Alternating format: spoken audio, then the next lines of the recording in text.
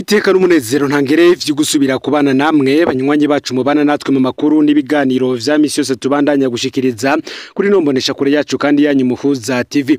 Uyu numwanya tugiye kubageza ko amakuru biriko biravugwa bigezwe ko muri kano kanya nga mu gihugu c'u Burundi, akaba ari amakuru tuza kugaruka kuri vyinshi bitandukanye cyane biba biriko biravugwa bisata bitandukanye rimwe nka politike, agateka kazi na muntu, ubutungane ndetse n'ibindi vyinshi biba biriko biravugwa irya nino nga mu gihugu c'u Burundi.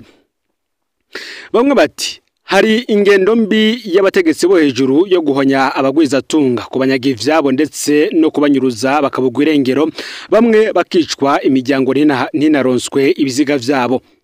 Benshi baribuka ko hari bamwe mu bagwizatunga bagiye baranyagwa ivyabo, abandi bakicwa bahowe ubutunzi bwabo. Imbere ko tubageza ko ibiriko biravugwa muri iyi nkuru, reka tutangure twibukanya bamwe mu bagwizatunga bagiye baricwa ndetse naho n'ibisata bakoreramwo. Benshi baribuka ko mu mwaka wa 2016 Everest Nyandwi batazira amatwi umugwizatunga wo mu Rutana yahamagawe n'umukozi w'iperereza ku telefone aramwitaba guhera ubwo nta kayambu. Mu mwaka wa 2017 Oscar Ntasano umugwizatunga ava mu ntara ya Makamba yahahora nawe yitavye isango ry'umukozi w'iperereza kuva ico gihe nta kayambu kiwe. Mu mwaka wa 2018 Theodezi ahishakiye ndetse batazira Emechuti umugwizatunga mu gisagara ca Bujumbura nawe yatashe ku mugoro bavuye aho yakorera, aho yari kumwe n'umunyabigega wiwe Rehema Kaneza, nabo ntibigeze bashika ku muhanda gushika ubu nta kayambu. Amatoza yakozwe ku mfu zabakerekana ko banyurujwe n'iperereza. Muri uwo mwaka nyene Rodrigue Nzeyimana umugwizatunga yakorera uruganda rw'isima Buseko nawe yaraburiwe irengero ageze kwibarabara bita Boulevard du 28 Novembre i Bujumbura. Nawe amatoza kerekana ko ari pereza ry'u Burundi ryabikoze. Akaza Leopold Habarugira umugwizatunga avuka mu Kamenge yanyurujwe n'abakozi b'iperereza mu gihe ariko inonora imitsi ageze kumutanga no. Mu mwaka wa 2019 naho abagwizatunga batatu harimwo Joseph Ico Burundi batazira Mugamba, Juvenal Cishahayo ndetse na Melisedek Ntaraka bariciwe ku kirabo Chez Gilbert ku ihuriro ry'amabarabara mu yinganaro yo mwirohero mu gisagara ca Bujumbura. Ababo bageza kurasa habonetse ubutumwa bwo gutwara iperereza mu kinama bwemaga igandagurwa ry'abo bantu. Mu mwaka wa 2020 umugwizatunga rurangiranwa ngaha mu gihugu c'u Burundi Jackson Simbanani yabatazira Kirahwata wo mu gisagara ca Bujumbura. Yaranyurujwe n'abakozi b'iperereza, yaratabarijwe agifashwa ariko nta cyakozwe cyo kumutabara, ikiziga ciwe gitogwa mu muserege wa Nyakabiga bukeye. Thierry Kubwimana nawe akaba umugwizatunga wo mu gisagara ca Bujumbura yaragandaguye ku rugo rwiwe mu Gasekebe mu gisagara ca Bujumbura. Nawe ico gihe mu gipolisi abo cerekanye nk'abamwishe harimo abakozi b'iperereza, bikavuga ko n'ubundi urupfu rwe rwari rufiswemwo uruhara nawe mu bategetsi bakomeye cyane mu nzego nka zose yoba ugwa politike ndetse n'ugu butungane n'umutekano. Inkuru rero tuzanye muri kano kanya, bamwe bagize ati kuruhira ivyawe ukabinyagwa icese na leta yo gukingiye. Urupfu rwa Hassan Ndikumana batazira Kayininwa. Uyu yitwa Hassan Ndikumana nawe akaba ari umugwizatunga, benshi bakaba bamuzi ku izina rya Kayininwa Hussein. Yari umugwizatunga, uyu yavuka mu Buyenzi. Urugo rwiwe rwari mu Kanyosha mu bumanuko bw'igisagara ca Bujumbura. Uyu akaba ari umugwizatunga yadandaza cyane ivyankenerwa ku modoka na cyane amavuta akoreshwa ku modoka, yadandariza mu Buyenzi nyene. Hassan Ndikumana batazira Kayininwa yarasandavye ku munsi w'igenekerezo ya 6 ukwezi kw'icenda uyu mwaka wa 2025 inyuma y'indwi zibiri ari mu bitaro. Yapfuye atagira amafaranga yo kwivuza. Bamwe bati kubera iki umugwizatunga yopfa ata amafaranga yo kwivuza afise? Ibi vyavuye kuko amafaranga yiwe yafashwe n'iperereza, amakonti yiwe muri banki arahagarikwa. Kayininwa akaba yari yararushe ateza imbere igihugu yongera kandi ariteza imbere.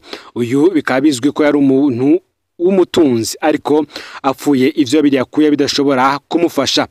Abiyo bakavuga ko yishwe n'agahenda ko kubona nyagwa ivyiwe abinyagwa nabo mukingiye. Iyi nkuru irababaje, ni inkuru ivuga ku karenganyo, ni inkuru irimwo ivuga ku biturire birangwa mu nzego z'ubutungane ndetse n'iz'umutekano. Inkuru y'ubutungane bwapfuye buhinduka igikenye.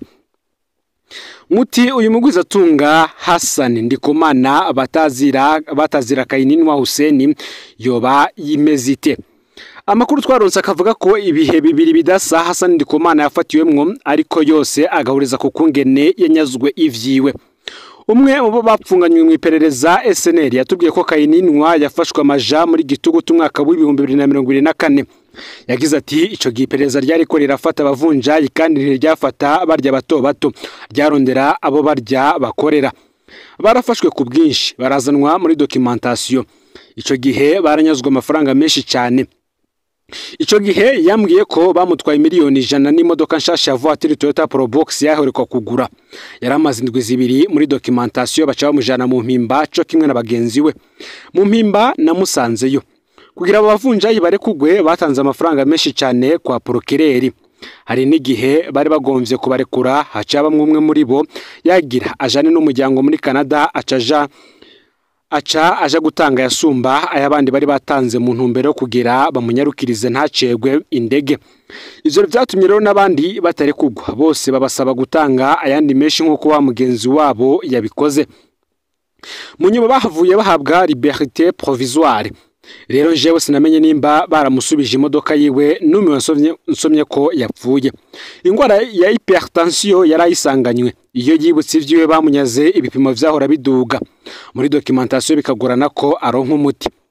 Mu nkuru urubuga King Umurundi Freedom ruherutse gutanga narwo rukamenyesha ko muri mukakara umwaka w'2025 Kayininwa yanyazwe n'iperereza amafaranga angana n'imiliyoni 400 z'amarundi be n'amadolari y'abanyamerika 30. Muri King Umurundi bakavuga ko iperereza ryamutegereye avuye kugura murantungi avuye gukura amafaranga muri banki rica rirayamutwara. Nta cana kimwe iperereza ryasanze ari karakora kiretse kumwagiriza ko asanzwe ari umuvunjayi. Umwe mu barundi baba Dubai yatwandikiye ko muri mwaka w'2023 Kayininwa yazarafasha abarundi bari Dubai kurungika amafaranga mu Burundi canke abari mu Burundi akabafasha kurungika amafaranga i Dubai. Amakuru ya King Umurundi Freedom arerekana ko iperereza ryategereye Kayininwa avuye kubikuza amafaranga muri banki. Ntabwo bamusanze ari karakora igikorwa kitemewe. Kira noneho yarasanzwe ari umudandaza azwi w'ivyankenerwa ku modoka. Umwe mu bapfunganywe mu mwaka w'2024 yatubwiye ko ico gihe yari afise umwitwarariko wa kontineri yuzuye amavuta y'imodoka yoba yari yatumye ko mu Bushinwa. Birumvikana ko yarasanzwe akoresha amafaranga menshi cyane. Procureur General de la République Leonard Manirakiza yamusinyishije ko ataco azosubira kubaza. Abaryango ba Hassan Ndikumana batazira Kayininwa batumenyeshije ko Kayininwa yabonanye na Procureur General wa Republika Leonard Manirakiza ku igenekerezo rya 18 ukwezi kwa myandagaro uyu mwaka w'2025. Kayininwa yaragiye kwishuza ivyiwe vyafashwe n'ubutungane. Yagira ati ni vyiza ko mwandekuye ariko kandi ndakene ko umunsubiza ivyanje nkabandanya imirimo. Agihabwa umubonano Kayininwa yari yajanye umunezero n'icizere cinshi kagira asubizwa ivyiwe. Yibaza ko gurana kizigenzo wa parike zose z'u Burundi bimuha amahirwe yo gusubizwa ivyiwe ari butangare. Abe bakavuga ko Kayininwa yatashe ubwanwa bwafuse umunwa. Yavuze ko Leonard Manirakiza yamusinyishije ko ataca azosubira kubaza ko afitiwe n'ubutungane. Biragoye kumenya ivyo byarabereye mu biro kwa Leonard Manirakiza kugira Kayininwa yemere gusinya ibintu nk'ivyo ataburanye. Kumbure yabwiwe ko atabisinye aca asubira gupfungwa. Kumbure ngo hariho urundi ruyeri rwo kumutera ubwoba rwakoreshejwe. Amaganya amagogwa umwiheburo vyavuye yangwara ya Kayininwa. Ingwara n'urupfu vya Hassan Ndikumana batazira Kayininwa. Bukeye kugenekerezo wa 19 myandagaro uyu mwaka w'2025 mu gihe Kayininwa yari yarayavuye kwa Leonard Manirakiza amagara yiwe yaciye amererwa nabi cyane. Ajanwa mu bitaro. Abe bakavuga ko bageze aho babura amafaranga yo kumuvuza baja kuraba ko yakora kuri konte muri banki basanga amakonte ya Kayininwa yose yarabaye bloqué yarahagaritswe. Nuko umutunzi nka Kayininwa arabura amafaranga yo kwivuza.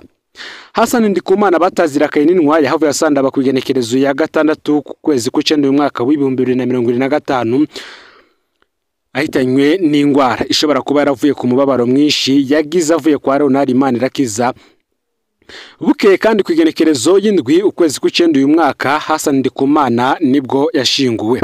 Urubuga rwa King Murundi Freedom narwo nyene ruremeza aya makuru yose y'ivyabaye kuva Kayininwa yitavye kwa Procureur General wa Republika, aho rutandukana n'umuryango ni kubijanye n'amatariki ibintu vyabereyeho.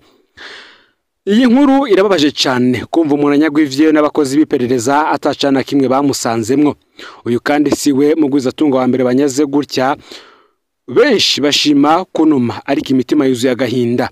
Kumva ibiturire vy'umurengera ba Procureur batangisha kugira barekura abo bagwizatunga nta na rimwe bashika mu butungane.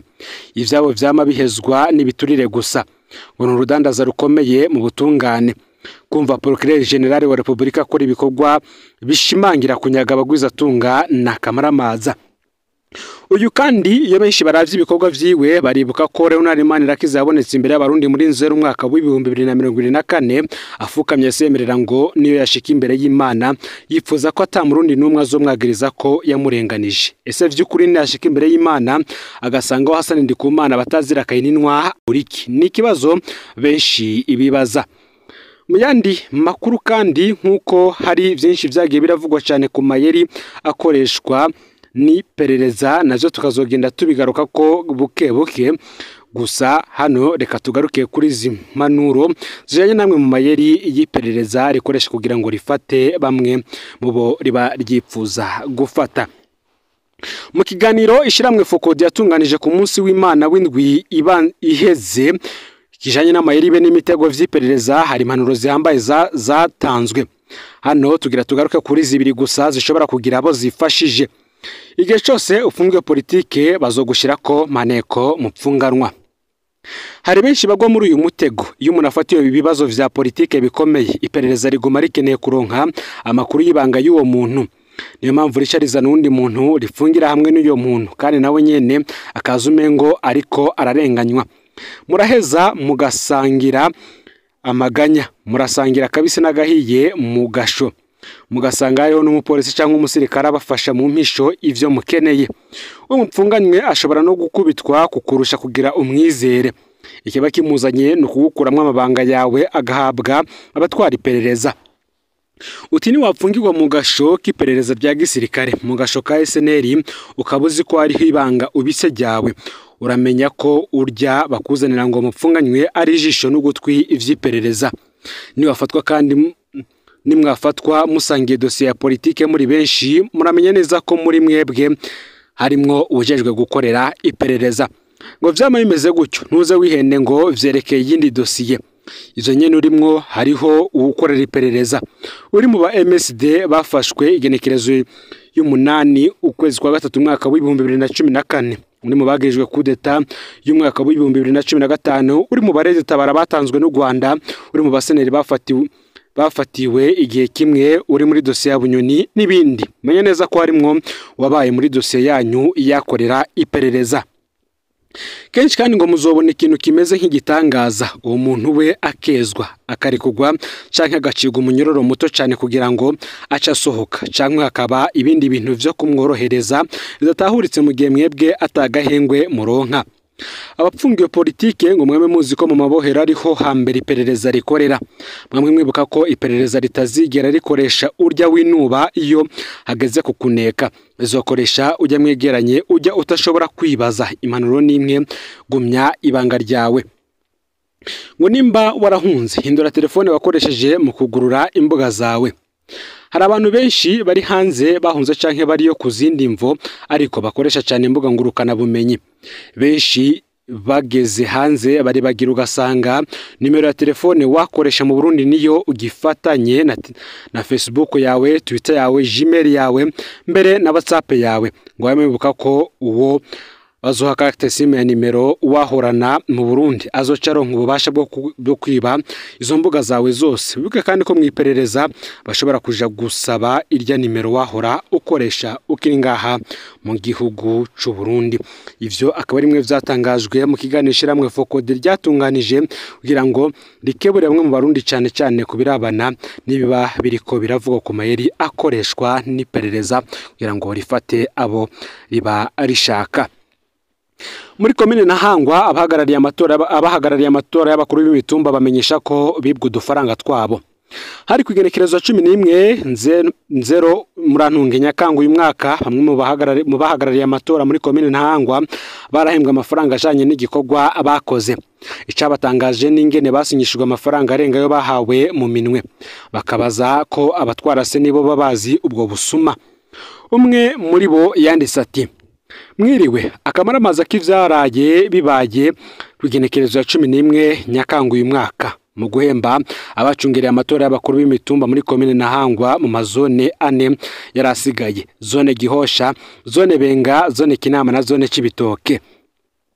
Bari batubwiye ko tugenda kuyatora kuri zone Kinama isaha 2:30 z'igitondo. Twararindiriye kuva izo saha gushika isaha 8 abatanga ayo mahera bataraza.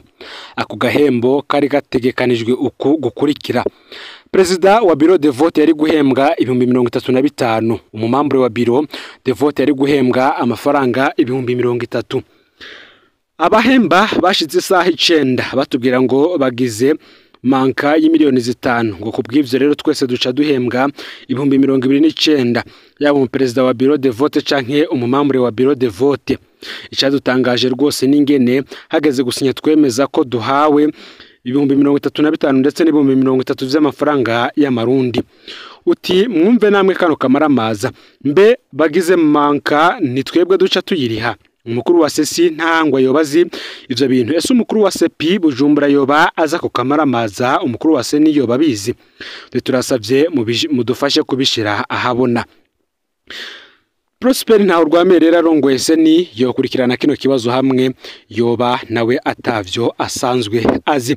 Ngarera amakuru yaragizwe ko muri kano kanya ufyone subscribe canke sabone niba utari wafyinda ko kugira ngo tujicekanwa nadushikiriza usangiza no makuru bagenzaho kandi aho bari hose kugira ngo nabo baje barashikirwa n'abiriko biravugwa bigezwe ko ngaha mu gihugu cy'u Burundi, hanze y'imbibe z'igihugu cy'u Burundi ndetse no mu makungu ya kure. No Muhuza TV Imana iba hezagire.